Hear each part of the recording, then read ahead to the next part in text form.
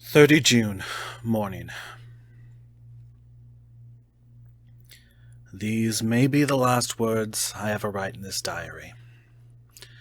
I slept till just before dawn, and when I woke, threw myself on my knees, for I determined that if death came, he should find me ready. At last I felt that subtle change in the air, and knew that morning had come. Then came the welcome cock-crow, and I felt that I was safe.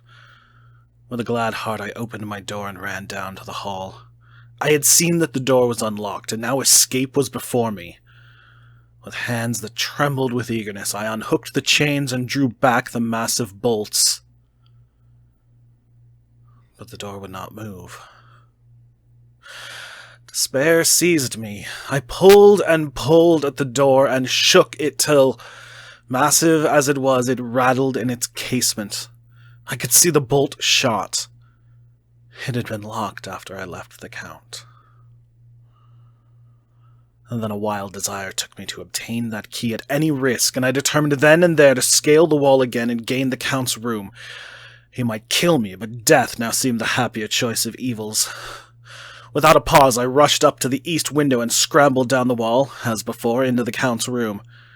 It was empty, but that was as I expected. I could not see a key anywhere, but the heap of gold remained. I went through the door in the corner and down the winding stair and along the dark passage to the old chapel. I knew now well enough where to find the monster I sought. The great box was in the same place, close against the wall, but the lid was laid on it, not fastened down, but with the nails ready in their places to be hammered home. I knew I must reach the body for the key, so I raised the lid and laid it back against the wall. And then I saw something which filled my very soul with horror. There lay the Count, but looking as if his youth had been half renewed, for the white hair and mustache were changed to dark iron grey. The cheeks were fuller, and the white skin seemed ruby red underneath. The mouth was redder than ever, for on the lips were gouts of fresh blood, which trickled from the corners of the mouth and ran over the chin and neck.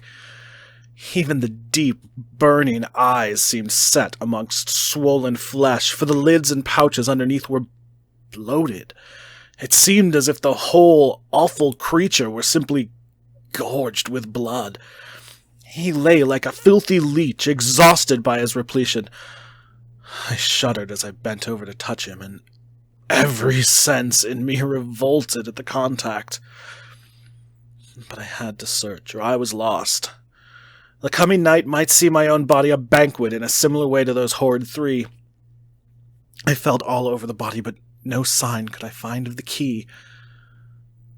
Then I stopped and looked at the Count.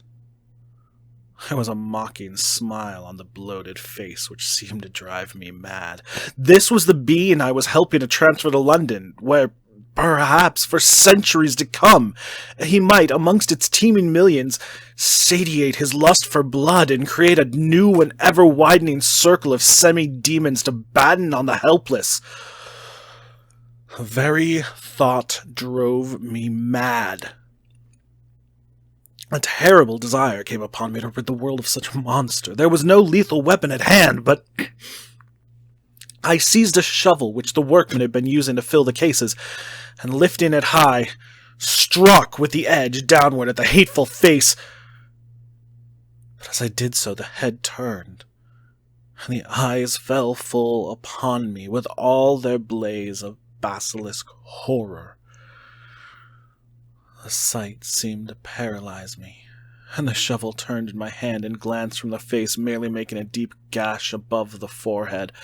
The shovel fell from my hand across the box, and as I pulled it away, the flange of the blade caught the edge of the lid, which fell over again and hid the horrid thing from my sight. The last glimpse I had was of a bloated face, blood-stained and fixed with a grin of malice which would have held its own in the nethermost hell.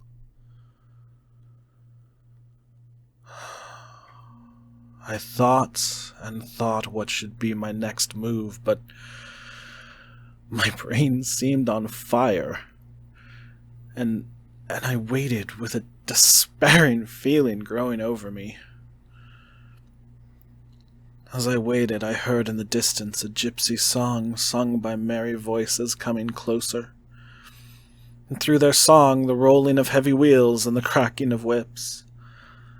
The Zagani and the Slovaks of whom the Count had spoken were coming. With a last look around and at the box which contained the vile body, I ran from the place and gained the Count's room, determined to rush out at the moment the door should be opened. With strained ears I listened, and heard downstairs the grinding of the key in the great lock, and the falling back of the heavy door. There must have been some other means of entry, or someone had a key for one of the locked doors. Then there came the sound of many feet tramping and dying away in some passage which sent up a clanging echo. I turned to run down again toward the vault where I might find the new entrance, but at the moment there seemed to come a violent puff of wind, and the door to the winding stair blew to with a shock that set the dust from the lintels flying. When I ran to push it open, I found that it was hopelessly fast. I was again a prisoner, and the net of doom was closing around me more closely. As I write, there is in the passage below a sound of many tramping feet, and the crash of weights being set down heavily. Doubtless the boxes with their freight of earth. There is a sound of hammering. It is the box being nailed down. Now I can hear the heavy feet tramping again along the hall, with many other idle feet coming behind them. The door is shut, and the chains rattle. There is a grinding of the key in the lock. I can hear the key withdraw. Then another door opens and shuts. I hear the creaking of lock and bolt. Hark! In the courtyard and down the rocky way, the roll of heavy wheels, the crack of whips, and the chorus of the Zagani as they pass into the distance.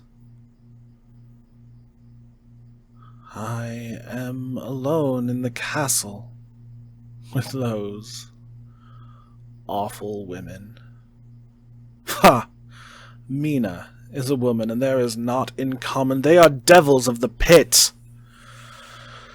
I shall not remain alone with them.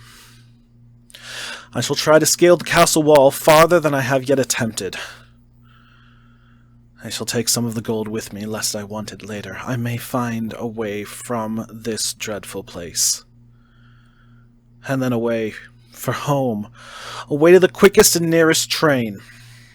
Away from this cursed spot, from this cursed land, where the devil and his children still walk with earthly feet. At least God's mercy is better than that of these monsters, and the precipice is steep and high. At its foot, a man may sleep, as a man. Goodbye, all. Mina.